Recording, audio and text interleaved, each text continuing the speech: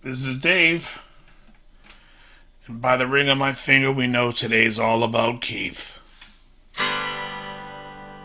Would have sounded better turned on.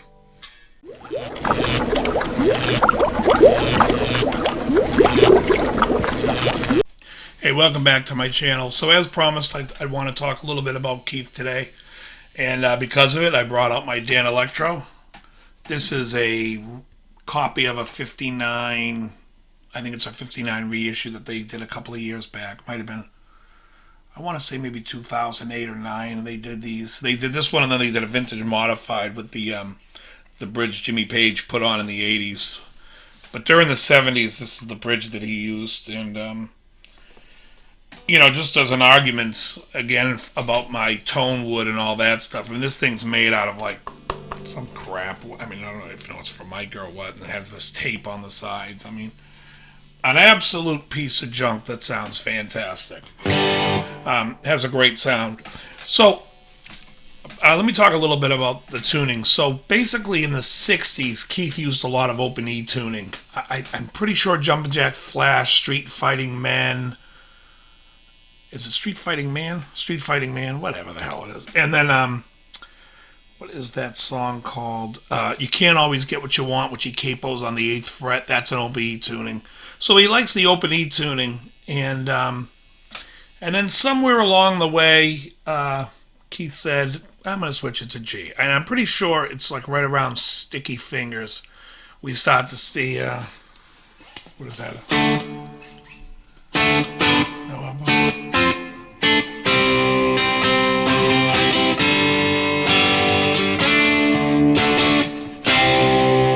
I think Sway, whatever that is. But yeah, I mean, so he uses it on a lot of stuff. Brown Sugar, Honky Tonk Woman. And I'll show a little bit of some of these songs for you. I want to just show you some basic stuff that he's doing. So the guitar is tuned what we call open G. Now, Keith on his open G guitar, if you ever look at his Telly, he's got that 52 Telly. It only has 5 strings. So the low D in the regular open G tuning, he waves bye-bye to. And he's playing G, D, G, B, D. So it sounds like an open chord. And the chords that he loves to play is like a 2-note C shape, or like an A minor 7 you would look at it like. And he does a lot of bouncing between that. Now sometimes he's going to change it up a little bit, and he'll, instead of playing the middle finger here on the 4th string, he's going to play it on the 3rd. And he adds that add 9 in.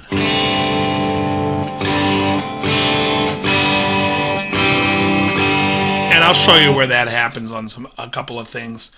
So for the most part, like when you have a song like Brown Sugar, he's playing, right, which is just what I showed you, but an octave.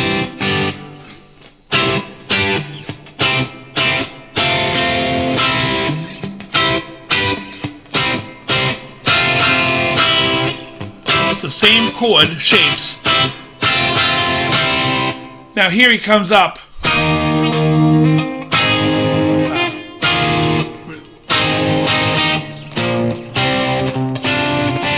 Yeah, so it's here he's playing the full.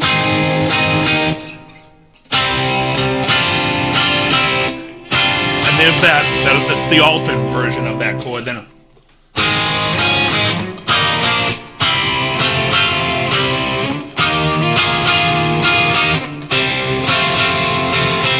I might have it backwards there, but that's.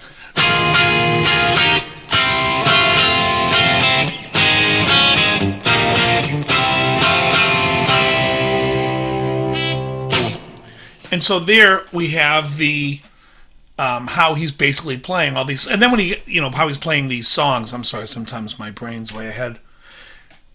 So what happens is we got like when he's like.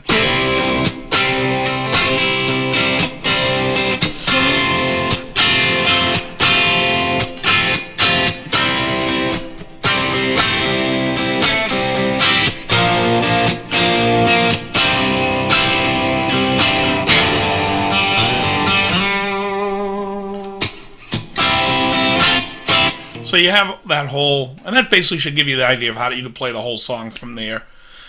One thing I won't do on my channel is I'm not going to coddle you throughout like every little, some of these guys, they make a video and and they do great stuff. I mean, I love, like, if you're a beginner guitar and you want to learn songs, Marty Walsh is great. Marty Schwartz is great. And there's like just a bunch of guys that go out and do that. I feel like I just want to show you how I would like to be shown if someone was to show me. Is I don't need every little thing. There's a pause you can use on your computer to see. So, I mean, I hope that's going to be good enough in that respect. So, other songs, of course, he's doing the same thing with,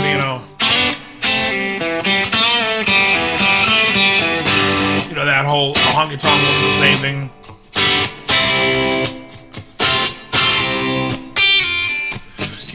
So all that stuff is that open tuning. One of my favorites was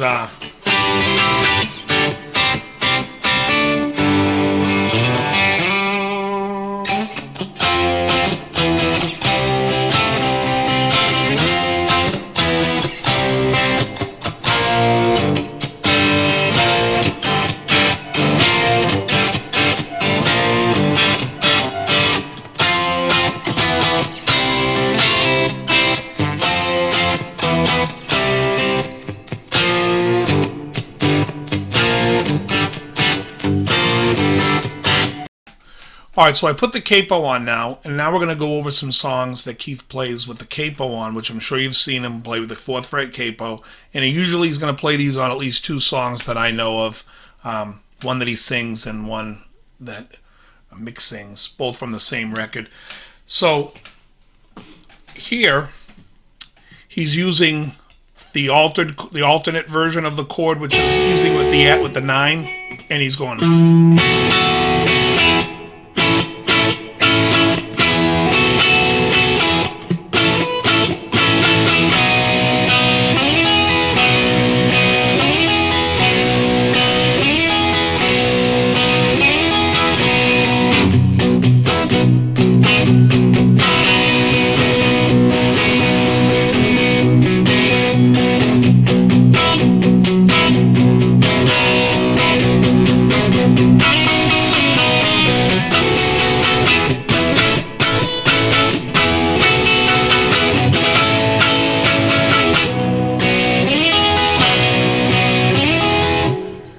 You get the idea that he's switching back between the two. And then he also is using it on, where is it here? And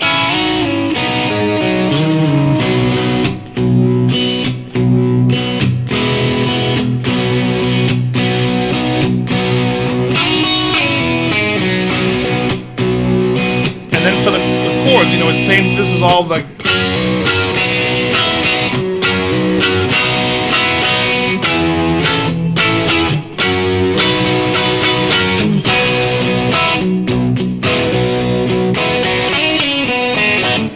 So hopefully you get an idea of what's going on here. Again, these are like all of Keith's like little secrets and tricks that he's doing. I think Keith's like a great player. I think even some of his standard stuff. One of my favorite songs is Make No Mistake from his Talk Is Cheap album, which I love that record. To me, I put that up with any Stones album as being just as good. I mean, every song on that record is so solid. And that's the one with You Don't Move Me Anymore. And You Shouldn't Take It So Hard, yeah. Oh, it's a great... the record's great. Even the record after that with Eileen. Eileen, won't you lean on me? It's all fantastic stuff. If there's a song you want me to do in particular, to go through the whole thing like I went through with like Kid Charlemagne, let's do it.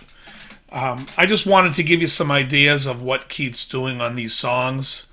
They're great. Keith's one of my favorites. And he's not the only one that uses G. I've showed you before in my other video. Jimmy Page used it, and David Gilmour used it on Fearless by Pink Floyd. It's a great tuning to to get a different sound and get you out of any type of rut that you're in where you feel like you need to, again, not be playing your typical licks. And for Keith, a lot of the stuff is just these two chords. So you get like,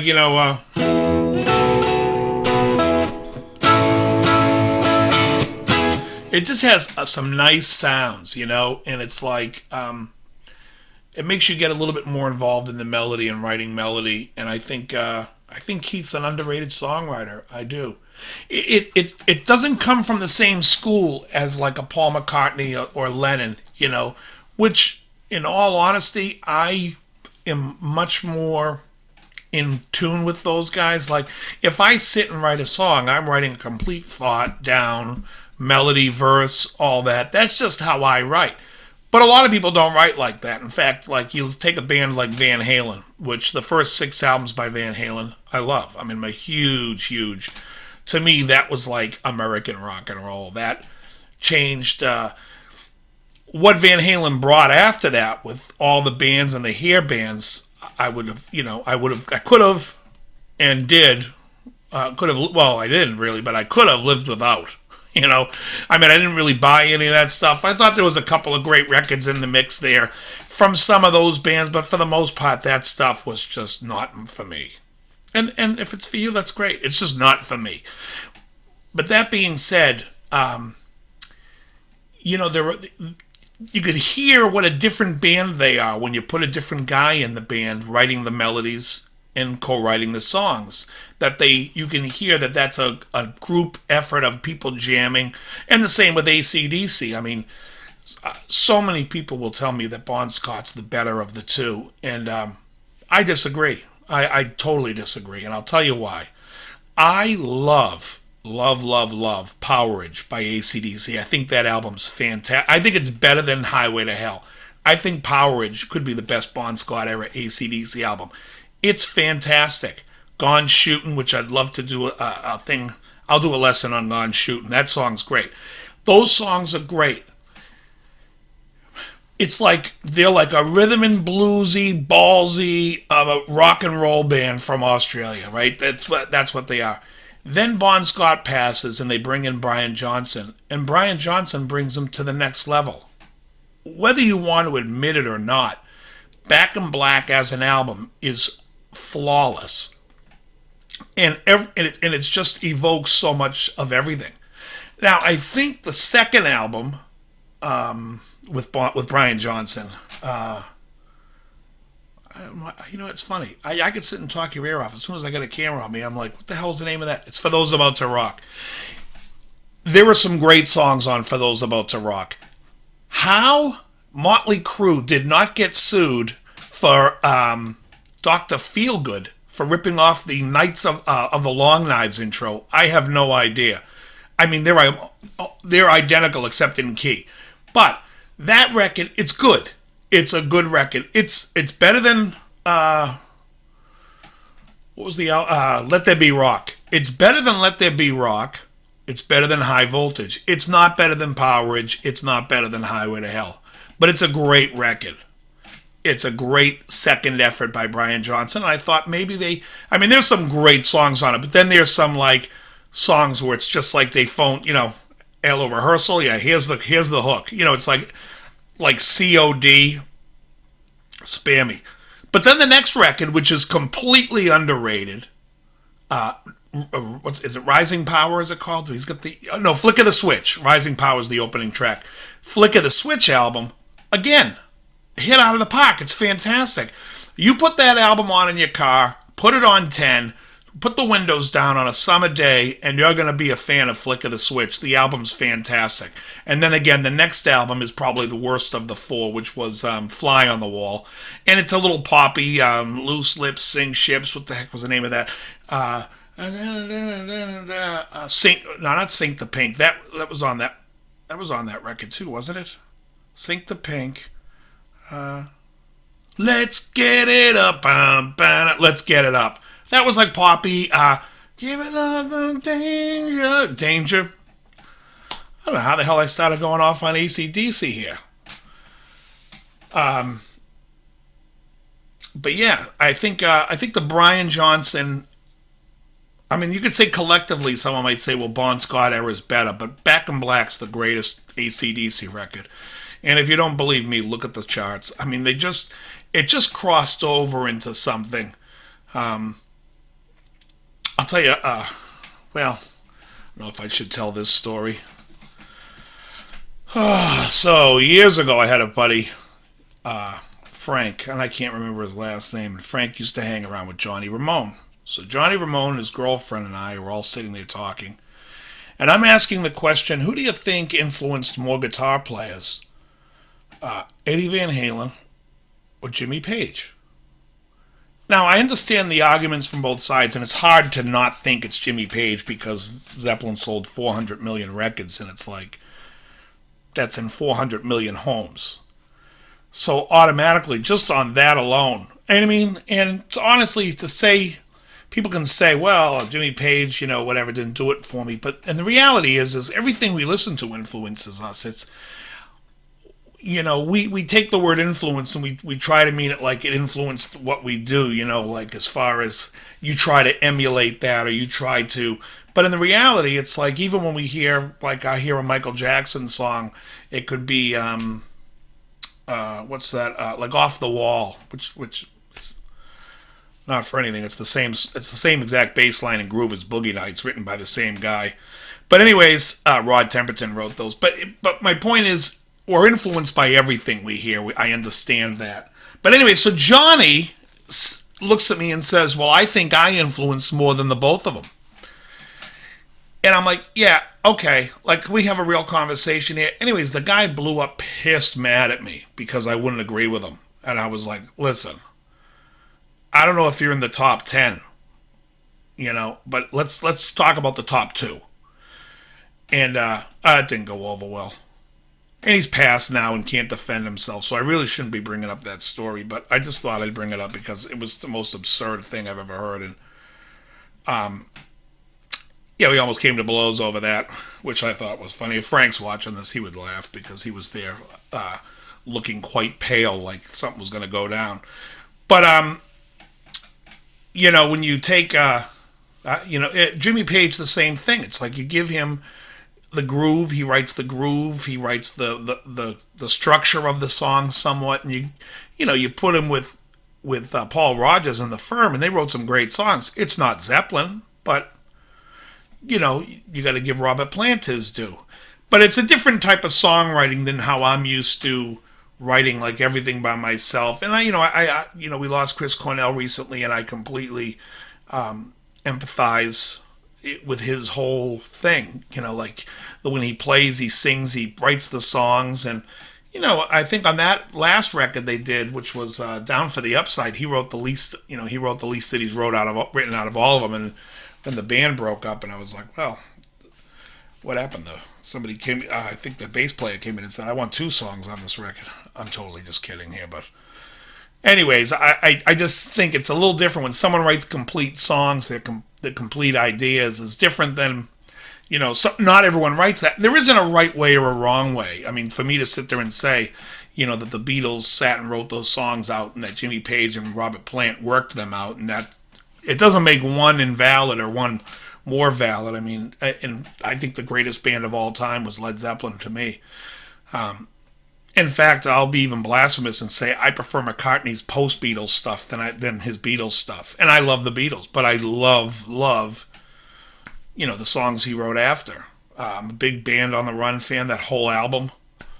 But, everyone has their own taste. There isn't a right or wrong when it comes to that. But I think Keith, really brings a lot to the table when he brings these songs to Mick. Again, I wonder how much Mick does, because when you listen to that album, Talk Is Cheap, you really hear finished songs by Keith that are very Rolling Stones.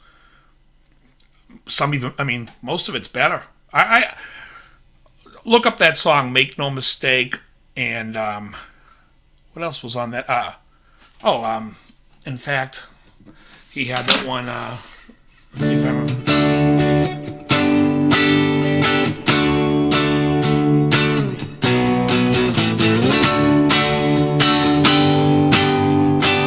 How I Wish. That is a great. Oh, and also that also reminds me of Hands of Fate. Also open G. I mean, there's just so many. There's so many. Yeah. Anyways, I hope this gave you some insight into Keith. You'll let me ramble for however long this thing's going to go for, which I have no idea because I have to edit it. But for the most part, thanks for watching, and I'll be back soon.